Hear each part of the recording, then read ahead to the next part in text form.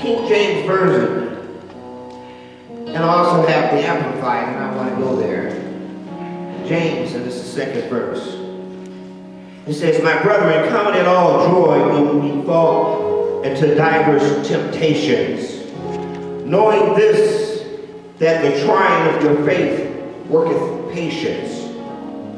But let patience have her perfect work, that ye may be perfect and entire, wanting nothing."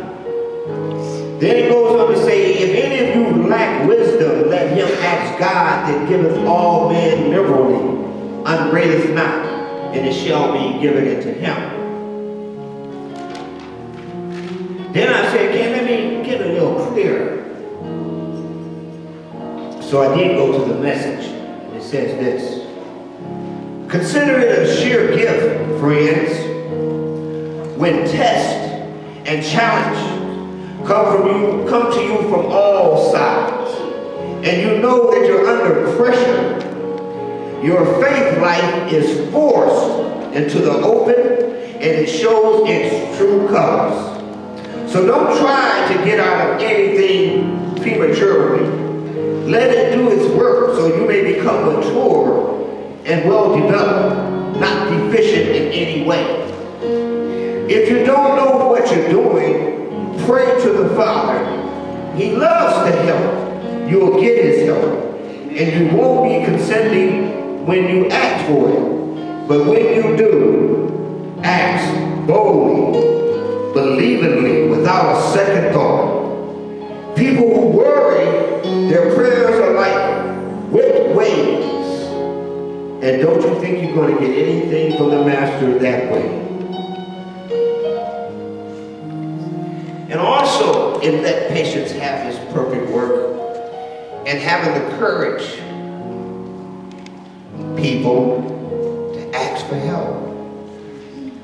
So many times we let our sheepskins that we have on our wall, the acronyms that we have before and after our names, the years that we've been on the planet, sometimes we allow that to be the excuse that we should walk around here acting like we know something that we really don't. So therefore, if I have a PhD in education, I might not want to ask what might seem to be a simple question. I might have a degree in economics and might want to ask a simple question about math. I might have a degree in physics and might not understand the reaction of the behavior of a person, place, or things. Psychology, I might be going through something myself that I might be sharing with my clients. Is there solutions? But I won't go to nobody. And then yet when it comes to our personal life, when we meet our challenges and our experiences, especially the ones that might cause us a little pain, we want them to hurry up and be over. Yeah. You know, we want to play Captain Fix-It. Yeah. Let me hurry up because this pain, this struggle, this confusion, I don't want.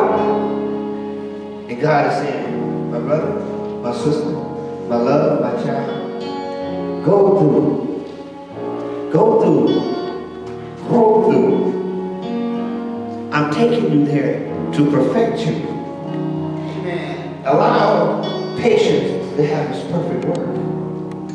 In that financial situation, in that relationship, in that seek for higher or more materialistic things even. But yes, still got to say yes. Last but not least,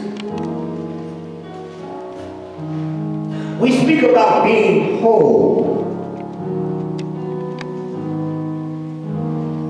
You know how we say, thank you, and ever since I turned my life over to God, ever since I tried to get alignment, since I met Jesus, since I let him in my life, I became whole. I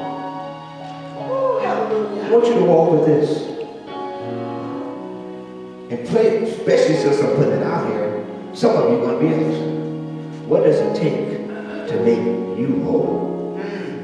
Could you answer that? Could you answer that? You ask 10 people what will make them whole. And I've done this or something. 8 out of 10 of the people, list will be full with materialistic things. A car, house, the money in the bank, a lover. Jesus is teaching the things that's making us whole. He tells us in the scriptures, the things that we think of, things that are pure, things that are of the spirit, the things that make us whole is not the things that are seen. They are the things that are unseen. Things like love, patience, tolerance, forgiveness, acceptance. Principles is what makes us whole. And usually when things happen in our lives that has us baffled and confused, they're principle-based situations.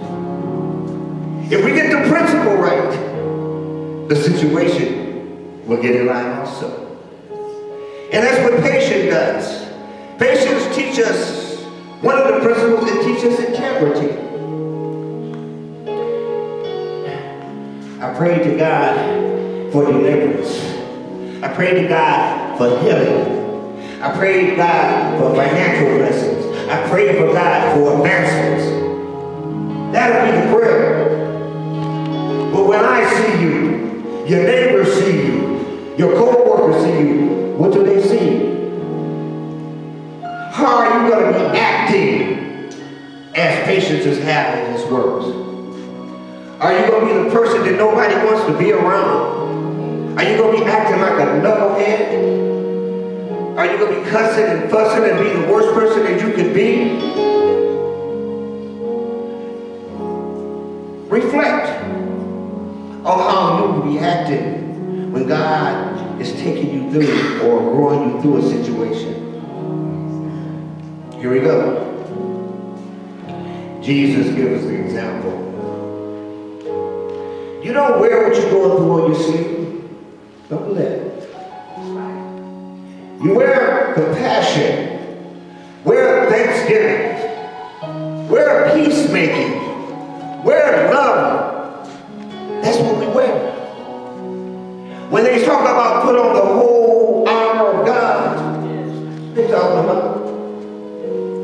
Because that's the only way that you know that no weapons formed against you will prosper. Put it on. I will not teach what I do not know, and I will not lead where I dare not go.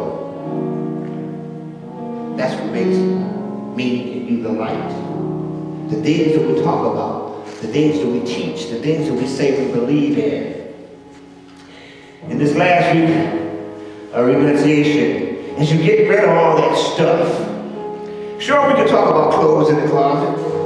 Sure we can talk about furniture and people in your lives. But I want to think about the inside job. So you start getting rid of some of that fear, that anxiousness, that gluttony, that greed, that intolerance, that impatience, and that unbelief. Yes. If there was ever a showtime, it's showtime. Yes. I don't know about you, but somewhere along the line, to get the full understanding and experience of abundance and prosperity and wealth and greatness, integrity is defined like this. As soon as you can make this match this. As soon as you can let your mouth match your footsteps, you will have integrity, then dignity, then the other principles and the attributes that come with that. Those are the things that makes us whole. Can you agree with that this morning? Can you agree with that?